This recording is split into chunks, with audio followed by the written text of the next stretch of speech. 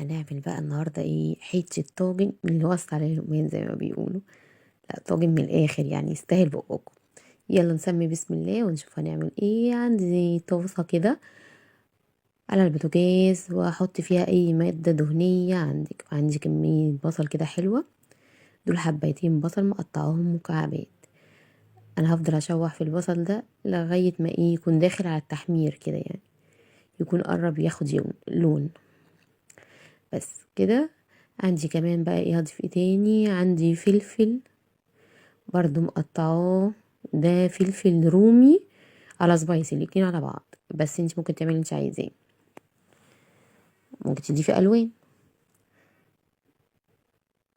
بس كده خلاص برضه هقلبهم تقلبتين مع بعض لغايه ايه الفلفل ده ما يدبل شويه. حته الطاجن بقى يا جماعه مش عايزه اقول لكم عامل ازاي.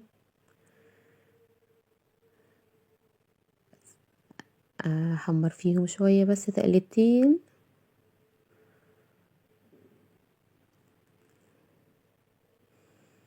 بس كده خلاص. عندي ايه هنا بقى تاني؟ عندي سجق آه مقطعون صوص اهو. انا مقطعون صوص كده. هبتدي برضه ان انا احمر فيه لغايه ما يعني يتشمع كده. في الاول هقلبه كويس، وبعدين هسيبه على النار عاليه زي ما هو كده بقى ايه، مش هقلب فيه كتير يعني. هو الاول هقلبه تقليبه كويسه وبعد كده هسيبه لغايه هو ما يتحمر عشان ما يفكش. وطالما انا قطعته فالتقليب الكتير هيخليه يفك. بس هسيبه ان هو يتشمع بقى كده. اه، يدوبك اهوت خلاص. عندي هنا بقى ايه تاني هضيفه؟ عندي طماطم برضو مقطعاها مكعبات. يعني كام طماطمايه كده قطعيهم مكعبات او تبشريهم براحتك.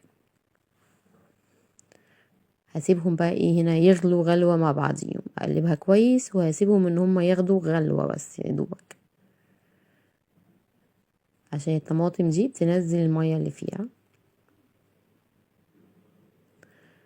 بس اهو هسيبهم بقى ما ياخدوا غلوة. بعد كده نرجع نشوف هنضيف ايه تاني. اصلا مش هو ده وبس يعني، لسه في اضافات تاني. بس هم كده خد غلوة بس كويسة. ونزلت الطماطم، نزلت المية اللي فيها. عندي بطاطس برضو مقطعاها مكعبات. دول 3 حبات بطاطس. طبعا هعمل ايه طاجن محترم بقى كده يكفي عيلتنا يعني. هضيف هنا ملح وفلفل اسود بس مش هكتر بهارات، لان انتوا عارفين ان السجق ده بيبقى فيه بهارات كتير، فهو مش محتاج مني اكتر من كده. ملح وفلفل اسود وبس. وهقلبهم برضو تقليبه محترمه مع بعضيهم. وهسيبهم اما ياخدوا غلوه كمان اهو. غلو بس. عندي بقى هنا طاجن فخار.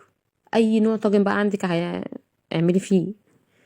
هنزلهم كلهم في قلب الطاجن بتاعي، وهحطهم في فرن درجة حرارة عالية في الرف اللي في النص لغاية ما كل حاجة تستوي.